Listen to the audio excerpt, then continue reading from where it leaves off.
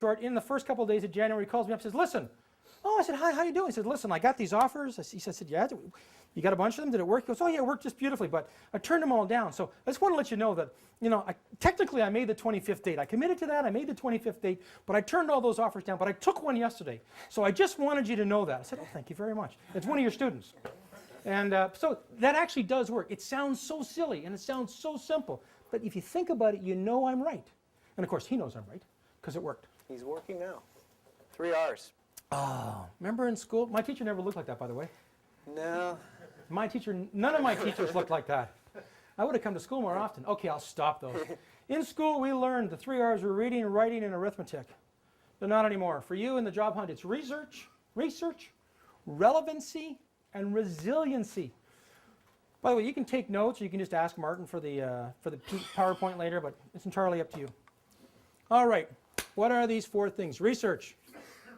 You've got to know, earlier I asked how many of you have a clear idea of the job you're seeking. Let's drill down a bit. How many of you, if I asked you to tell me your 3 best, most marketable skills, could tell me right now? Raise your hand. Very good, that's even better. So you've got to start again with your 3, not 5, not 7. It just helps to build a mini skeleton here. 3 is kind of a magic number. These are Canadians. That's why. Okay. Sorry. Well, he'll translate that later. So you have to have 3 skills in your mind that you're looking for, again, or you won't recognize the job when you get there. And again, you can't convince an employer to hire you if you yourself don't know what your most marketable 3 points are. So it starts with you. It's a bit of internal research, but you've got to know your most marketable, most valuable 3 skills. And a quick way to answer this is to get a stopwatch if you don't know now. You could go through a 3 or 4-day seminar with graphs and pie charts and maybe electrocardiograms. You may come out at the end, it's like sausage. You may find out, but I tell you how to do it. Go home tonight with a stopwatch and just write the answer to this question. What 3 things would I do all day, every day if I weren't getting paid? And your first 3 answers is an 80% likelihood they'll be correct. And you can fudge them a bit, but if you ask yourself and your first answers, it's like taking a test. You trust your instincts. And then you take these 3 skills and you go to Monster or wherever, and you just see what the demand is, which leads to number 2. If you play with these 3 skills, go to Monster Career Builder. Workopolis, I believe, has connections to some websites. But see what the market is. If you're looking for baseball, marketing, and speaking, maybe it's 1 set of skills. If it's change speaking to communications or change speaking to training, play with these 3 skills and see what the market is and see if you're on the right track or not. So that's Kevin, don't you also want to take a look at, making sure that the skills that you want to take to the market and sell are actually something that someone will pay you the kind of money you're looking for? Yeah, exactly. Because years ago, guys that could format a 3.5-inch diskette, remember those years? Those guys were IT. They were important and they were very, very expensive.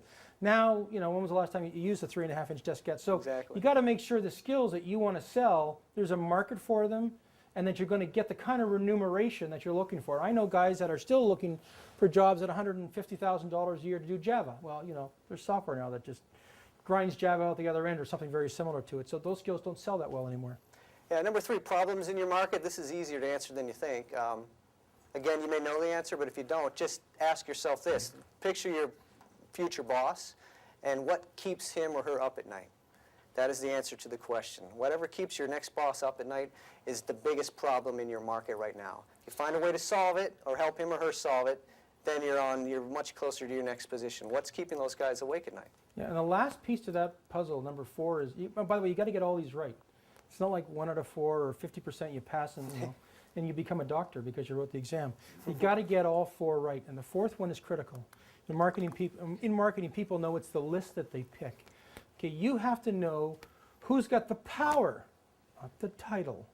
Who's got the power to hire you? If you're a director, it's not your boss. Okay, it's your boss's boss in another company that's going to hire you, because the guy that you would report to, you don't know how sound he is or she is. You don't know whether they hire B's and C's on purpose when you're an A, in which case you're an A and you have no value to yourself anymore after you've been turned down by 3 of these guys, not knowing that there's no way they're going to hire you because you're going to make them look good. So you always have to go wherever you want to, whatever title you pick, you have to go 2 levels up. and go after that individual. And we'll talk about how you find those people. It's not actually all that difficult. Yeah, a quick variation on that. If I asked you, you're going to open a restaurant, and you can pick any food, any location in Canada, any kind of cuisine, you want to make it a hit restaurant, what are you going to do? Some guy would say, I want an Italian restaurant downtown, I want an Indian restaurant on this street corner.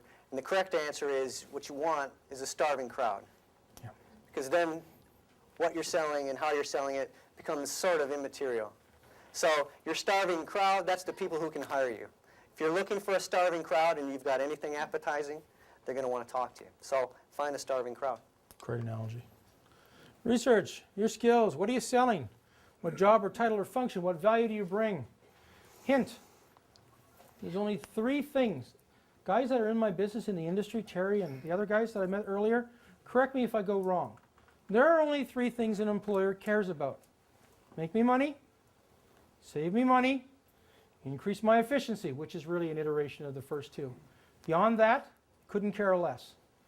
In your resume, your 30-second commercial, your blog, your PowerPoint, your website, however you choose to engage these people, has to answer those or speak to those 3 issues. Make me money, save me money, increase my efficiency. I mean, I'm not going to pay you $150,000 a year or you $250,000 a year unless I'm making $1 million off of what you're doing. We all know this stuff. We just forget about it sometimes when it comes to putting stuff together. Yeah, this is a variation. Number 2, market for your skills. How much are you worth? It kind of ties into number 1. If you can get in front of a hiring authority and prove to him or her that you can make more money or save more money than you're asking for in salary, they will probably hire you for any open positions they have, or if they have any kind of foresight, they'll create a position for you. So you have to think of yourself as a piece of capital with legs, or maybe a piece of blue chip stock. Stop thinking of yourself as an employee. Start thinking of yourself as a walking, talking investment. And this is another mindset change. It's like buying the car and seeing it again. If you think, I save $500,000 a year. Or better, I save $496,000 a year. Specificity is credibility. When you start thinking, it's always got to be in your head so you can spit it out, because any conversation can turn into that. It's got to be part of your pitch, and it's got to be woven throughout your resume and your cover letters. It's got to be dead clear that you can make more money or save more money than you're asking for in salary. And when you do that, what you're doing is you're selling money at a discount. If I say, if you give me $0.25, I'll give you $1, who's not going to take me up on that? I'm in for 10. Yeah. So if you're going to employers, if you pay me $125, I'm going to save you $550 because I've done it for the last 7 years. Once that's clear in their mind, that's when you get hired. And by the way, the interview is not the time and place to bring that up, because you won't get the interview if you don't bring that up first. Period. Okay. Repetition is the mother of learning, I guess. So I'm saying again what I said earlier. What keeps the boss up at night? Right now it's recession. People are thinking, I've got to save money. I've got to cut costs. And so when they can't do it, they lay off. So it's got to be, in your mind, my potential boss is thinking recession, recession, recession.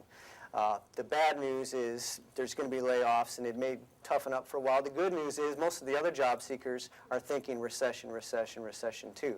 But if you change that around and start thinking, I can fix the problems of a recession, then you can turn that potential negative to your advantage by always knowing, what's keeping them up at night and how can you solve those problems specifically. And then number 4 again is David. Can I just jump in for one sec on that? Because Kevin and I do this a lot. The best time to look for a new job it sounds so ironic, is about a millisecond after you've just been laid off. And here's what, I'll tell you what I mean by that. If your boss happens to be in the room, and they should, and if they're not, you wander down the hall, and after they finish running away, assure them that you're not going to hurt them, and you want to thank them, you shake their hand and thank them very much. Here's what you do. You go, Bill, thank you very much. You've been a great guy to work with, so you're leaving on good terms. And then you say, Bill, who's your equal, or who's your peer over at this company, this company, this company, this company, this company? And you know what? He's in such an uncomfortable place right now, he's going to tell you. And you say, thank you. Let's go back to your office. Let's go to the cafeteria. And you sit down and you ask him questions like that. Who should, if you were me, who should I be talking to? Get this information out of him. Find out who their boss is, who that guy's boss is. Get that information out of them. And then take him back to his office and say, listen, would you mind calling a couple of those guys for me right now and just letting them know that, we're in listen, you laugh, but it makes so much sense, right? I hope you don't ever have to try this, but if you do, you'll be laughing all the way home. Hey, honey, you never believe what I just did. Because this works. I just did this with a friend of mine, 10 years with the same company. He has made this company hundreds and hundreds of millions of dollars with the new software products he's brought to the market. In fact, at one point, they cut his staff by 90%. He increased efficiency fourfold, brought out 5 new products in 6 months, hundreds of millions of dollars. So Kevin, who's my friend, calls me and says, well, they're going to move everything to Israel. I said, hey, that's great. We knew this was coming. He said, and they want a retention package. I said, great. Have you signed it yet? He says, no, fine. So you fire that over to me. I look at the retention package. So I negotiated the entire company's retention package here in Canada. I said, here's one of the things you want to add to yours. You want to get him to agree verbally that he's going to give you a letter of reference. And he goes, okay. I said, so phone him up now and do it. So he phones him. The guy says, yeah, sure, I'll give you. Why don't you write it? So Kevin says, well, he wants me to write it. I said, go, so write it. So he writes it and he sends it to me and I call him back and go, okay, like, did you not read the book? I gave you a copy. Come on. Not even a little